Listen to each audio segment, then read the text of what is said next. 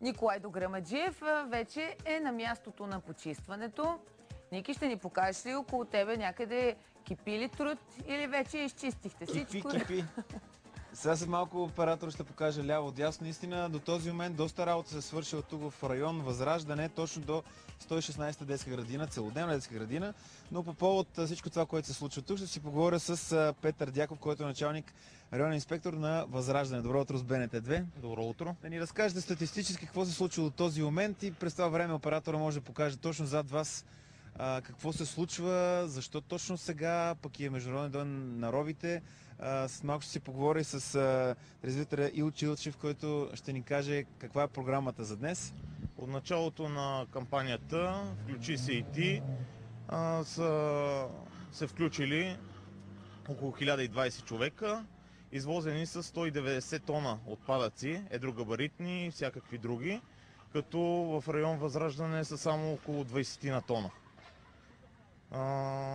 Предварителен разговор казахте тук за реката, че има особени действия.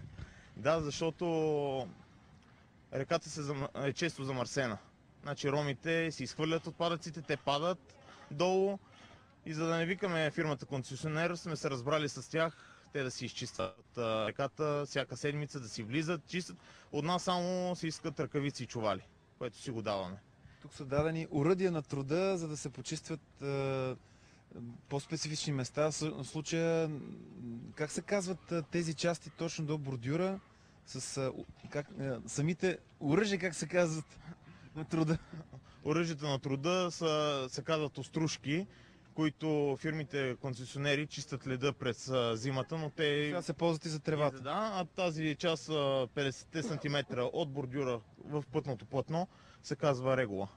В случая това в момента се почиства. Да. Риненето през след зимния сезон, точно това се извършва, ринене с тези оръдия на труда, както ги казахте. Добре, да поговорим малко за Международния ден на ромите. В днешния ден каква част от деня всъщност ще помагат всички доброволци и малко по-късно ще има литургия? Да, първо добро утро на всички. Бог да ви благослови. Ще има отчитане на празника Международен ден нали така, на всички роми по целия свят.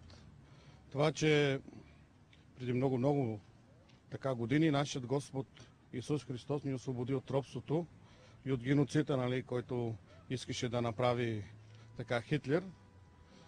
През 1971 година в Лондон е първото събрание, така на което са прияти флагът и химнат така на нашите роми за запазване на тяхната култура и ценности. А през 1992 година на една ромска организация Романо Юнион беше приета от ООН и Европейския съюз да бъде това като международен празник на ромите, освободени по време на Втората световна война. Точно тук пред молитвения дом ще се извърши всичко. Ще имате гости от цяла България? Да, ще имаме гости от Перник, от Кюстендил, тук от Радомир, ще имаме от Кривина, от София. Ще имаме братия, които ще ни подкрепят в това начинание и в този ден. Ще има песни, ще има хваление, ще има молитви и благодарение към нашия жив Господ, заради това, че Той наистина пази своят народ. Ще се молим за държавата, ще се молим за управниците. Всичкото това да може Бог да ни пази, да ни закрие, защото виждате по останалите държави стават бедствия, аварии, земетресения, наводнения и така нататък, но в нашата държава Господ бди и пази нашият народ. Нека Бог да ви благослови. Цялото това нещо е със съдействие на общината, на столичен инспекторат, със съдействие на Петър Дяков, който ни подпомогна с чували, който ни подпомогна с лопати. Относно почистването. Да, почистването. Ние сме много благодарни, че има хора, които да мислят и за самите роми.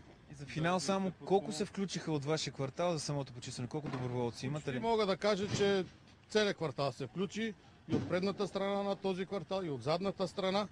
Тези, които са били на работа, не са се включили, но тези, които са били почивка, са се включили с радост. И си личи, между другото, наистина много чисто тук. Да, наистина си личи. Ние сме благодарни на целия квартал и все така да са активни и да бъдат така доброволци към опазването на своят квартал и район. Благодаря ви. Отново да спомена, да го представя, това е трезвител Илчо Илчев.